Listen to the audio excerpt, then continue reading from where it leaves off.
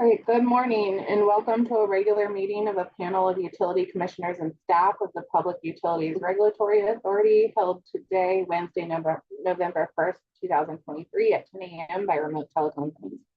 My name is Chairman Marissa Gillette. I'm joined virtually today by my colleagues, the Vice Chairman Jack Bukoski and Commissioner Michael Karen.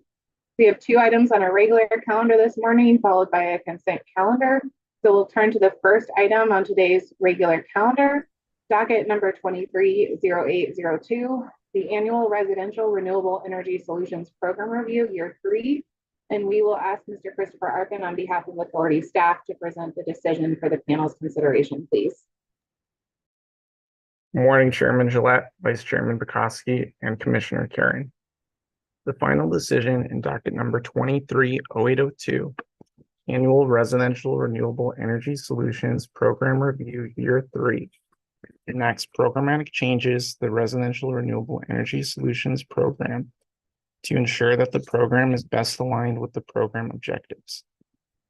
Pursuant to Public Act 19-35, the authority developed a residential clean energy program titled Residential Renewable Energy Solutions, or RRES, so that residential customers in Connecticut could financially benefit from Class 1 renewable energy.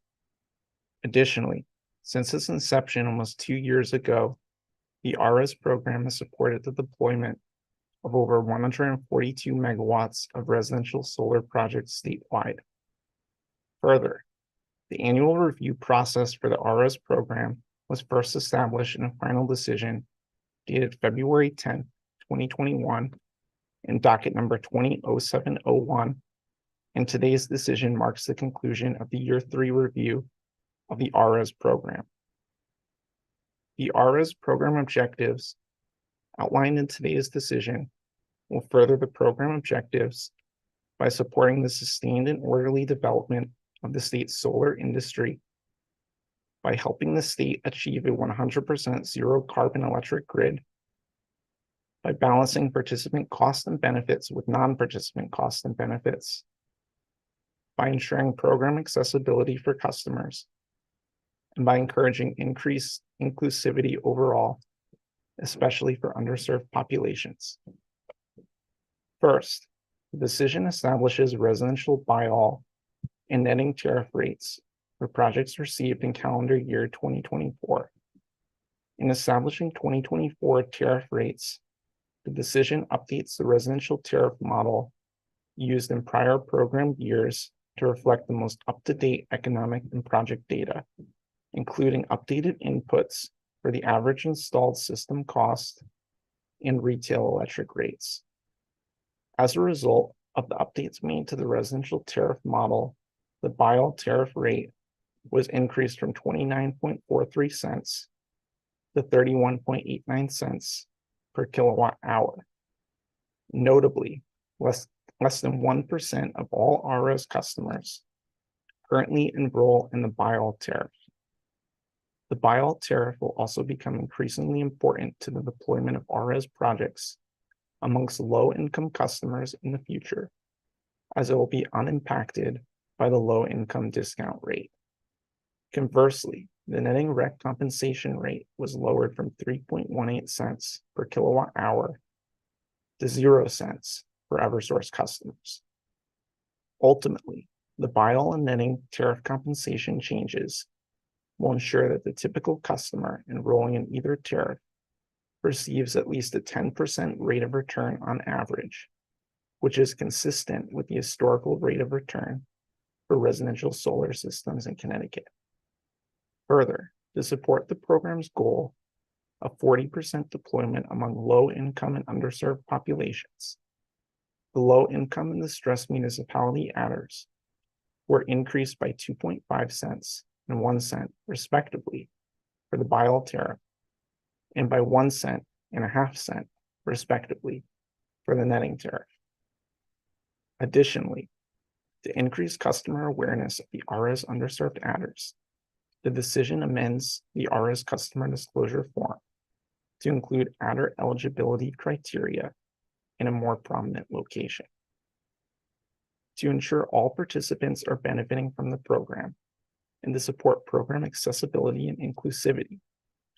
The decision also establishes new financial benefit tracking requirements for all contractors, enables UE audits of contractor marketing materials, and directs changes to the adder auto enrollment process. Additionally, the decision modifies the program's tenant benefit sharing requirement for multifamily affordable housing projects to ensure that multifamily affordable housing projects benefit from the new federal low-income communities bonus tax credit program. Finally, the decision makes several other important changes to improve program accessibility for all customers, including the approval of electronic signature collection during the RS application process, the development of guidance that provides clear definitions for each application data field, and the reorganization of the RS website into 3 distinct pages for educational materials, installer materials, and program data. And with that, staff recommend approval of the final decision in docket number 230802. Thank you. Thank you. Is there a motion? I move adoption, Madam Chairman. Second, Madam Chairman. Thank you. The decision has been regularly moved and seconded.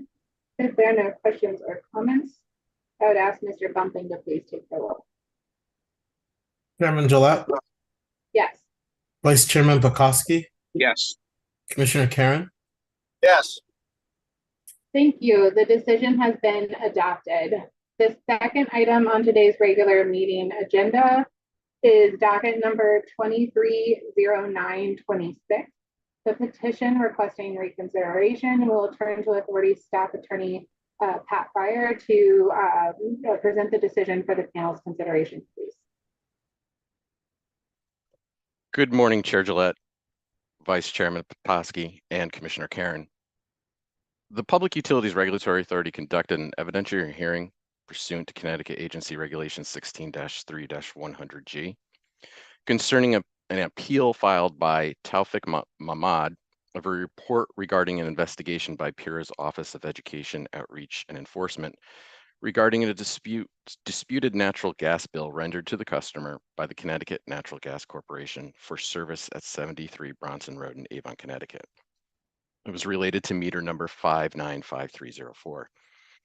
The report is in response to an appeal of a review officer letter dated June 6, 2023.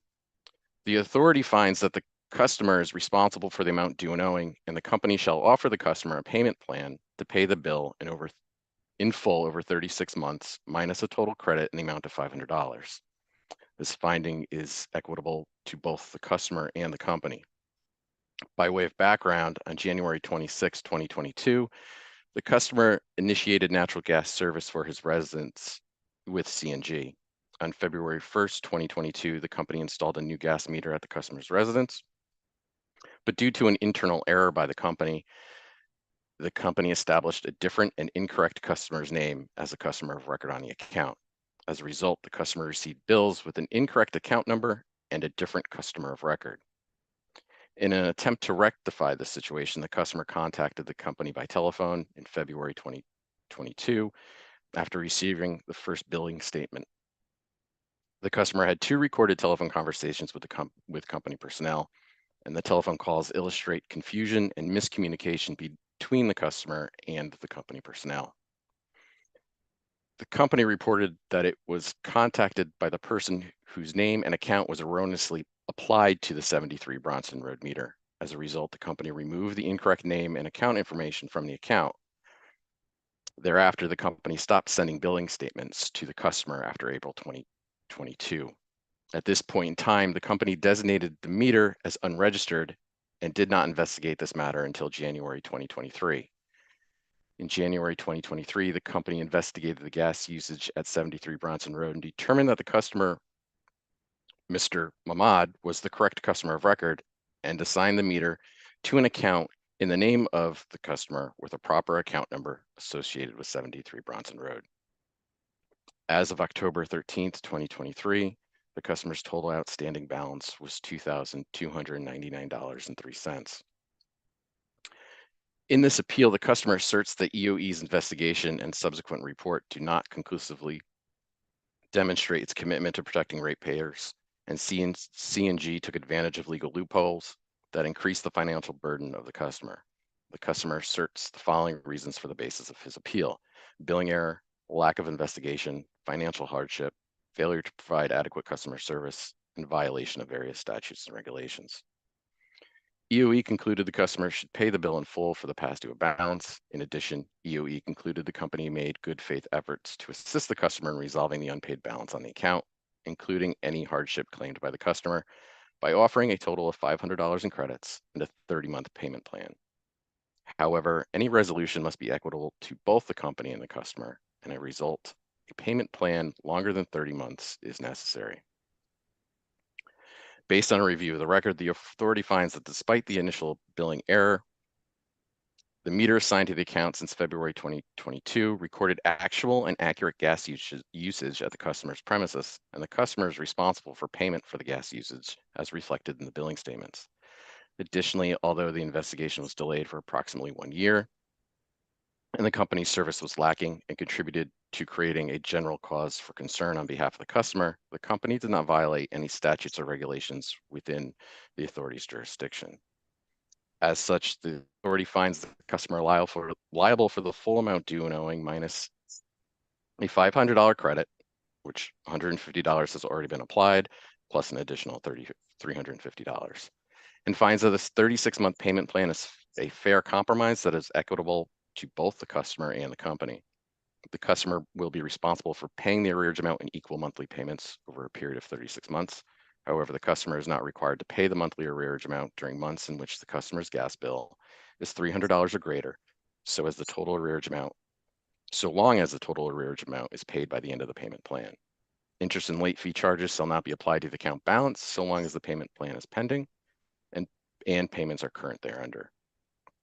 The customer is required to stay current with the payment plan and ongoing charges to avoid termination. The authority orders the following. The company shall immediately provide an additional $350 credit to the customer's account for a total credit of $500. No later than November 20th, 2023, the company shall offer the customer the payment plan as discussed in this decision. If the customer agrees to the terms and conditions of the payment plan, acceptance shall occur no later than November 30th, 2023. And number 3, no later than December 29th, 2023, the company shall submit compliance in this proceeding, indicating that it has reviewed its customer service standards of practice and conducted at least one training with all customer service representatives to enhance its support provided to customers with bill irregularities, including privacy concerns, account association, and/or customer of record questions. Authority staff respectfully recommends adoption of this decision. Excuse me. Thank you, sir. Is there a motion? I move adoption, Madam Chairman. Second. Thank you. The decision has been regularly moved and seconded. If there are no questions or comments, I'd ask Mr. Bumpin to please take the roll. Chairman Gillette, Yes. Vice Chairman Pakoski, Yes. Commissioner Karen, Yes. Thank you. The decision has been adopted. We will turn next to our consent calendar on which there are 8 items, and I will seek a motion with respect to the consent calendar, please. Madam Chairman, I move today's consent calendar. And I second it. Thank you. The consent calendar has been regularly moved and seconded. Mr. Bumpin, please take the roll. Chairman Gillette, Yes. Vice Chairman Pakoski, Yes. Commissioner Karen, Yes. Thank you. The consent calendar has been adopted in full. That brings us to the end of today's regular meeting agenda. We will adjourn. We will reconvene next Wednesday, November 8th at 10 a.m. For our next regular meeting. Thank you and have a great day.